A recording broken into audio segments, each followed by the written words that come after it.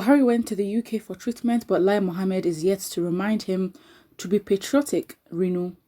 You'll agree with me that ever since our president, Muhammadu Buhari, travelled to the United Kingdom for medical checkup, the various social media platforms has been buzzing with thousands of reactions from Nigerians who are condemning his travel and ignoring the striking doctors back in the country amongst many other issues. Since the Minister of Information, Lai Mohammed, has on many occasions called on Nigerians to be patriotic in all they do, one Twitter user who was the pioneer of the NSAS protest in the month of October last year, in person of Renu, took to her verified Twitter handle to drag him for not calling on the president to do the same. And in her words, she basically said, Buhari went to the UK for treatment, but Lai Mohammed is yet to remind him to be patriotic and patronize the hospitals in our country. Is Buhari patriotic? And yeah, Renu, she's really been a powerhouse. And when it comes to dragging these politicians, she's one of them, especially on Twitter, like premium dragging. And of course, on Twitter, she got a lot of reactions. And the first person that reacted or replied to her says, the question answered itself in the 80s and will never change. As a reminder, the answer is no. Another person says, in reply to Reno, saying doctors are on strike in Nigeria, sick people are dying every second, what a country, and Buhari is enjoying good healthcare service in the UK. And he's not just enjoying healthcare service, he's definitely not enjoying NHS. NHS is like for the citizens, like for everyone in the UK. He's enjoying private hospital service in which he will have to pay for it. It's not like as if the British and Nigeria still hold some sort of relationship where it will be for free. Absolutely not. It's the taxpayers' money that he's using to do that, and it's so ironic because there are doctors in Nigeria who are on strike. Doesn't make sense. Someone says it's easy to be patriotic from abroad, especially when you are living off others. And in reply to that, someone says, we must forget about Buhari and focus on 2023. All these complaints will not help us. Tinubu is warming up for 2023 and we're here complaining about Buhari that has less than 2 years to leave the office. 2 years is a long time, but I do understand where this person is coming from because it just is what it is. At this point, he's in government. Except we'll have to go back to our constitution and see what ways we can actually stop, the government from running now and hold a whole new election or sort of impeach him or something. But we have to plan. I think planning is the key. If we really want to turn 2023 around, we have to go and plan. That's just what it is. Someone says, I was the head boy in primary 6 and I fought in the Biafran war. How will I take 100 million out of poverty if I'm not well? Don't call my name again. They basically puts a picture to meme. Doesn't make sense. Someone says Buhari is above the laws of Nigeria. Even Lai Mohammed knows this. I am surprised you know. I'm surprised you don't actually. Buhari is not part of us here. Buhari is not a Nigerian. That's Lai Mohammed misinformed about the happenings in this zoo. But the fact just remains that we will all talk, and I think the Nigerians are doing a good job by dragging and calling on these, politicians and keeping their record. And I think that with the internet and things that you say, it will never forget. Nigerians will never forget.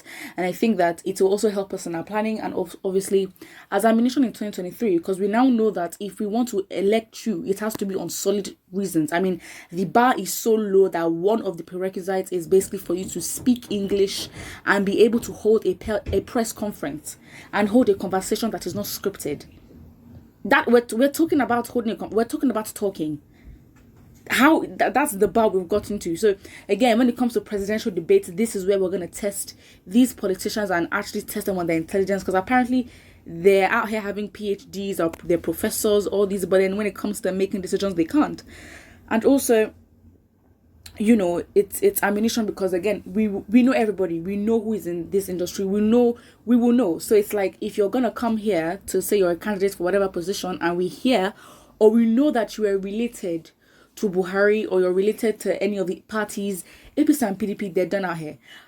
Honestly, I don't think that they'd gain a lot of traction. I think they'd all decamp to new parties and, make a whole new branding or whatever. But I think that Nigerians then have to, because again, you can't necessarily think or assume who's going to be corrupt and who is not. So I guess the best thing to do right now is to hold people accountable and have a contract and have a deal. Like, Nigerians come up and say, we're not going to vote for you unless you do certain things. And if you fall short, what should your punishment be? What should be the consequence? And I think that if we hold them to such standards, I think they'd be okay. I think that Nigerians need to be more reactive. Not react. I think Nigerians already are. But in terms of like just gaining our respect back and taking our power back and showing them the power that we showed them in the NSAS protest, we need to make that consistent. I know it is hard, but we need to make it consistent. So when these people come to tell us information or they want to address the public, they would think twice about saying certain things. Because again, it is because they do not rate the citizens and they do not respect the citizens. That is why they'd come and say things like this or come online and here. So yeah, 2023 election time. Again, it's Nigeria. Anything can happen. If it's the same Nigerians that quote unquote voted for Buhari 2019 for the second time, we cannot be surprised if they will come out to vote for APC or PDP or Tinubu or whatever. Yeah. A reaction here says, does Lai Mohammed himself know anything? He only re-announced dead and galvanized news.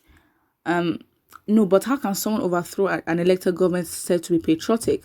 Some greedy individuals who have suffered defeat over time for incompetence in Nigerian politics and could not have won any elective votes conspire to bring about this man who they it's a big word, erroneously thought would be a saint, as he made us to believe through Idiagbon in the 80s. All right.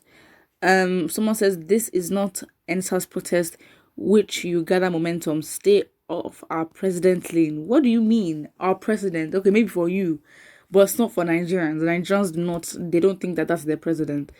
Lai Mohammed is waiting for Garba Shehu to tell him what to say. Lai Mohammed is a Fulani man. He will never say anything wrong with this government. Again, it is what it is. I think we just need to take control. I think that even if